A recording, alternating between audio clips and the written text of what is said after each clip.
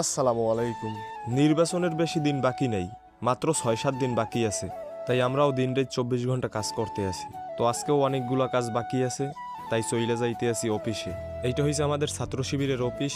আমাদের যাবতীয় কাজ এই জায়গা থেকেই পরিচালনা করি। অফিসে এসে বসতে না বসতেই ভোটের প্রচারণা করার গাড়ি চলে আসছে। তারপর গাড়ি নিয়ে চলে গেলাম স্টিকার লাগানোর জন্য।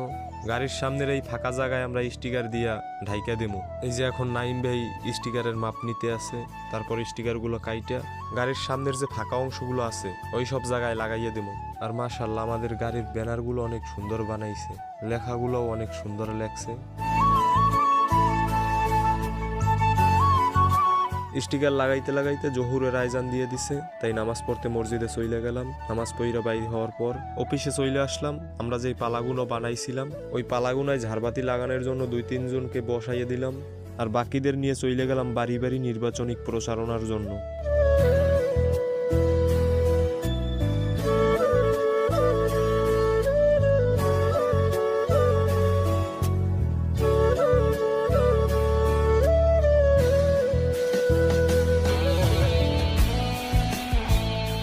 যাওয়ার পথে দেখলাম যে মাদ্রাসার কিছু পোলাপান খেলতে আছে মাঠে, তাই খাইরুল ভাই দোকান থেকে এক বক্স চকলেট আনছে, তারপর তাদের মাঝে বিতরণ কইরা দিয়েছে।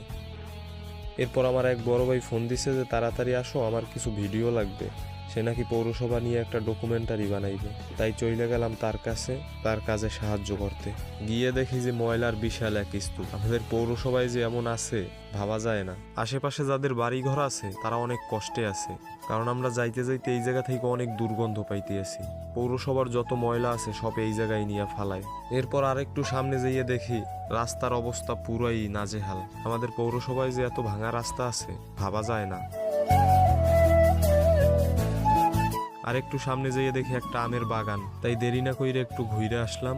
এই জায়গায় কয়েকশো আম গাছ হইবে, বিশাল এরিয়া নিয়ে ঘেরের চাইরো পাশে আম গাছ। তো কিছুক্ষণ ঘোরার পর দেখি সন্ধ্যা হইয়া যাইতে আছে, তাই চলে আসলাম। আমাদের মধ্যে কয়েকজনই রোজা রাখছে, তাই তাড়াতাড়ি অফিসে এসে তাদের জন্য ইফতারের আয়োজন করছি সামান্য। তো ইফতার শেষ করে মসজিদে গেলাম নামাজ পড়তে।